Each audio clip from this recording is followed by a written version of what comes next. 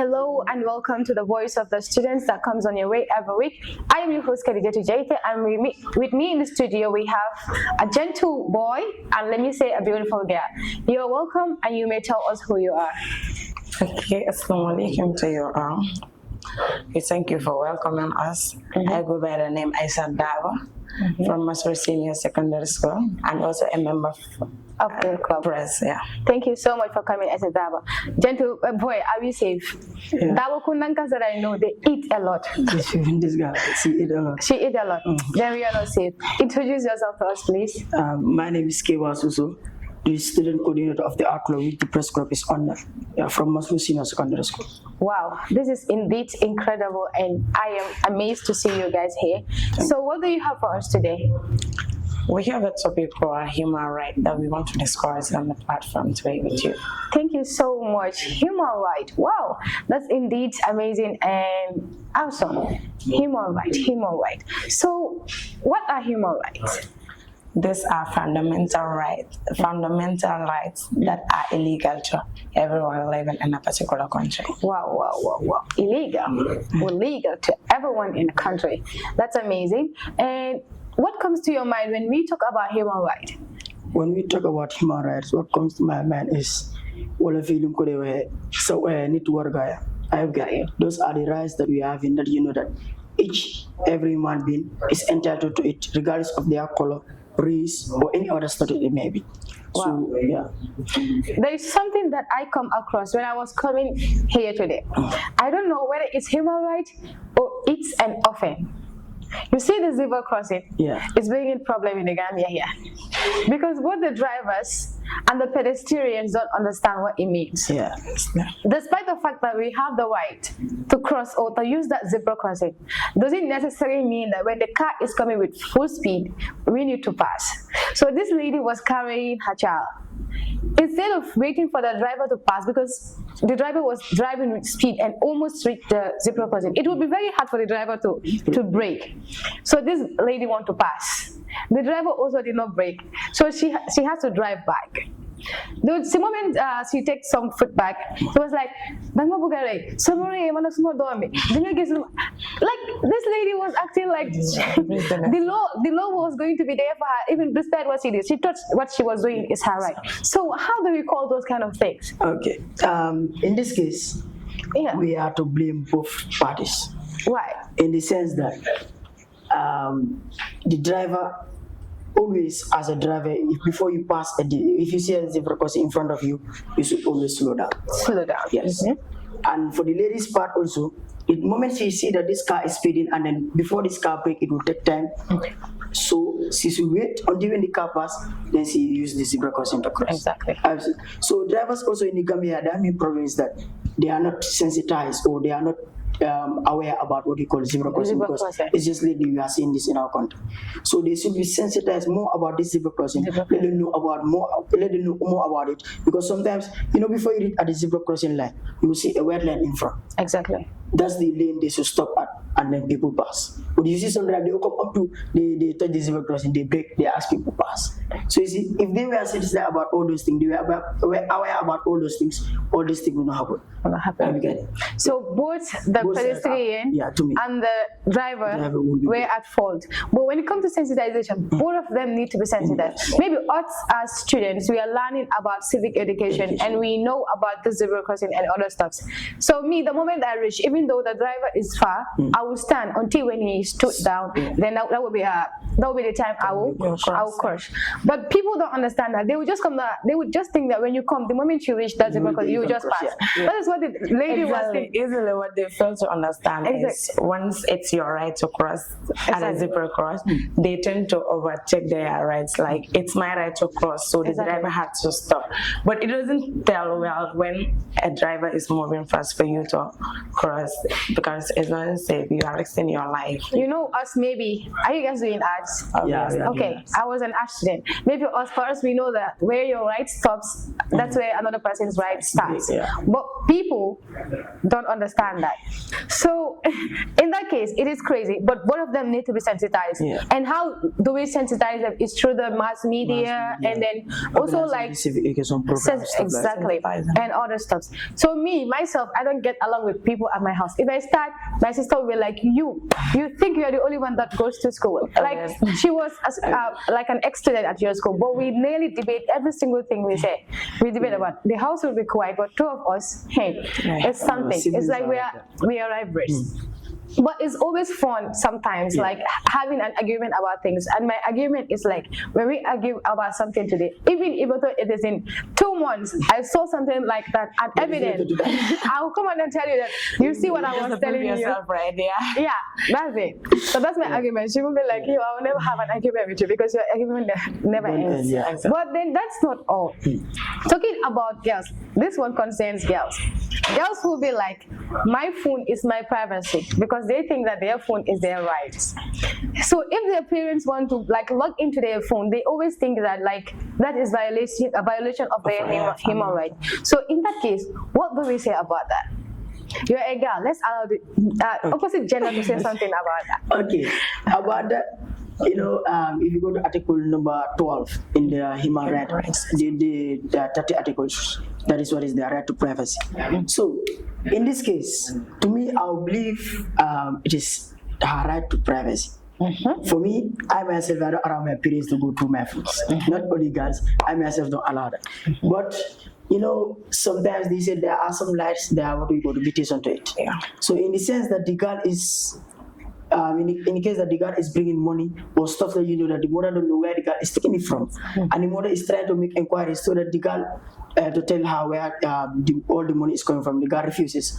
The mother also, I think, she have the right to go through her phone to confirm what she is doing, because it is every we talk about responsible parenthood. Every parent is your responsible to know what your child is doing, so that your child will not go astray. I get it. Astray. So, yeah. To me, wait, before I will even say my opinion, what is your suggestion about Okay, this? my opinion, as he said, is a article. It's a fundamental. It's an article of the 30 human rights that this one that is regional rights. So for a girl to be in her phone all the time, it tends something like distraction. Sometimes parents will interfere, not to seize your right or something like that, but instead they are trying to put you according to the straight line, because phone is not something that that it's worth it for you to waste your time on it all the time. Okay. So you have some certain things that that you need to be doing. So your mom or parents or guardians or whatsoever telling you to limit phone or trying to side your phone is not trying to obstacle your human right also, but instead they are trying to protect you as well. Thank you so much for bringing in that point. Okay, do you know that like our parents have every right when it comes to us? Because imagine in Islam, this is the rights of, like, let's say in dunya. But in Islam, every parents have the right to watch over your kids. In watching over your kids, it could be anything, because we know this social media generation and we know this world of technology, it could be dangerous. My parents were not able to will not be able to detect that I am having money this season of wave. Exactly. And money can be transferred to me through wave and other stuff, and my parents will not know about it if they don't log into my phone. And then I don't also think we should have problem with our parents in logging into our phone when we are sure of ourselves. That shouldn't be a problem. Myself, I don't have problem with people using my phone, because I know that there is nothing like bad that I'm doing in my phone. But if you see people getting angry because like someone else is using your phone and other stuff, by right it should be privacy and other stuff. But then in the other way around, our parents have every right to log into our phone. So now we do also know that every right goes with responsibility, and every responsibility also goes with accountability. So talking about the responsibility, since we are given our rights as citizens, what should be our responsibilities? Okay, as citizens, what should be our responsibility since we have all our rights? It's very simple. Number one, we should abide by the constitution or the law of the land. Exactly. So you having all those rights, telling you that you have right to life, everything, does not mean that you should overuse your rights. Exactly. That's why I made it clear. I said we have limitations in other rights. So in this sense, in the sense that you as a citizen, you commit a crime, they come, you say, yes, I have the right to express or I have the right to do anything I feel like. If they take you to court, and then you are found guilty, if you are put in jail, that have what you call limitation to what you call freedom of expression, freedom of movement also. Yeah. So as a citizen, in order for you to be wise enough, you should know where your rights stop at, and you should know what time should you do this and this. So as a citizen, your responsibility is that make sure you don't protect only your right, but protect also the right of the vulnerable, that you know that you see them in the street. So that's what we do. Exactly. Okay. Like you mentioned of the incident that just happened when exactly. The woman is overusing her rights. Her rights. Yeah. Talking about the jail stops here, let us just take an example of schools. We will tell students that stop coming to school with spray, stop coming to school with phone and other stuff. They will still put it in their bag, and their bag is their privacy. But once they step inside the school, their bag is no longer their privacy, because they put something inside their bag that is not allowed by the school. So once the councillors goes in there and then inspect their bag, they will still say that it's my right to privacy. How do I feel that? Yes, I was one too. So how do we call that? Is it a violation of a human right, or is it someone that overused her right? It's someone that overused her right. I wish your students could be watching this to know that they are overusing their rights and putting something in their bag that is not right. Because one thing is for sure, we have people that have different health conditions, and there are certain like sprays that you put in your bag that in one way or the other you're going to disturb someone else, like because asthmatic patients, and then that is indeed an offense. You don't know like who is having it or who is not having it, and once you did that, you're going to affect everyone. Because if I told a teacher is in class, you want large spray, at the end of the day you are not only affecting the asthmatic patient, because the blessing is going to but people don't think that way. So critical thinking is a big problem. But I believe art students, it will not be a big problem, because commerce students and science students are like, man, civics no problem, like it's not our problem, right? Thank you. What else do you want to say about human right? Because human right is a wide topic. What I would love to talk about human right, especially in the Gambia here, to the government. We have rights that are really, or that the government really should check on. Government, listen to Mr. President. If you come to the right to freedom of security, which is part of the 30 articles of human rights. Let's come to the Gambia here. Right now, currently, is this country safe? No, really. I am not even safe as I'm sitting here. Exactly. Because I am mentioning their name. Just last week, I was going for night studies in our school. I was going with my boy. We are going, then they attack us. These custodial thieves. They attacked us, took his phone. So you see, during his jump time, we can see some there was what you call security. But in this generation we are, let's take an example of those two police they killed at Tontable. So you see, there's no security. So the government should provide security for this country, so that this country will safe. Because it is the government's responsibility to provide security for the citizens, because it is our right to have what you call right to security, again, to move freely in our nation. If the country is not safe, there will not be nothing what you call freedom of movement, because you will be afraid. If I go out, this is what will happen. So you stay at home. Again, so your mind will not be free. Even in your own house, you said I'm not safe there, because they may come anytime and attack you. So the government should really work on that. Thank you so much for coming up with that. Since our own people that are supposed to protect us are killed, so there is no way that we are safe. Yes, exactly. So that is indeed a question mark. And then who killed them? Still unknown. And then imagine an innocent person was put in jail for how many years? Over 2 years. 2 years or an year, but it is something like that is illegal. But then still, since they were the suspect, they still have to go according or by the law. But then still, it's something that they deprive them of their family and other stuff. Who knows what have happened within the period of duration of being in jail and other stuff. It's indeed crazy. So what do you also have to say about that? To me, what I have to say, maybe to emphasize on what he has, that the government should make sure that the citizens are secure. Yes, maybe they are these borders or the foreigners that are getting in here, because nowadays it's hectic, especially these Nyaks or Nigerians that you call. Thank They you are so much. plenty. Thank you. This at Brikama, there are two policemen. I don't know whether they are immigration or whatsoever, but they were trying to inspect these people to see whether they are having drug or other stuff. Exactly. At the end of the day, they end up being beaten by those people. And imagine they are foreigners. So who among us will go to Nigeria and then beat a Nigerian? And Nigeria, like a civil worker at that. None of us will do that. So that is indeed a question mark. So are we in for military government or we are in for civil government? I'm in for military government. Yeah, in for military. But you guys are talking about human rights, and you know that. Exactly. But you know sometimes. And you know the military government doesn't go with human rights. Yes. The matter has limitation. Sometimes you just have to bend the rule and then bend the rule and regulation. But you know, when it comes to military government, also there are things that triggers is. So if the current government is not doing to expectation or delivering the goods, so military also will come in because they see to it that they are here for everyone. And then for me, Kay, I am 100% in for military government, especially this new military government, the one that happened two years ago, like the one that the first set said. It's at this place. I don't know whether it's Guinea-Bissau. Guinea-Bissau, yeah. Guinea-Bissau. Yeah. That person is really doing well. So if we should have one person to also do it for us, Mika, I will support the person. I will be in the forefront. Despite the fact that I'm not a military. Okay, when you're not scared, you can do that. No, I'm not scared. I will try my best. I will try. I know, guys. And one thing for sure that I think this country is really our problem is saying that Gambia is a secular state. It's really something that you know that it is really disturbing us. Being a secular state doesn't mean that anyone has a space there.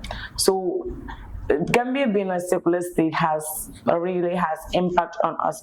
Right now, even what citizens doesn't enjoy is what the foreigners are enjoying, obviously.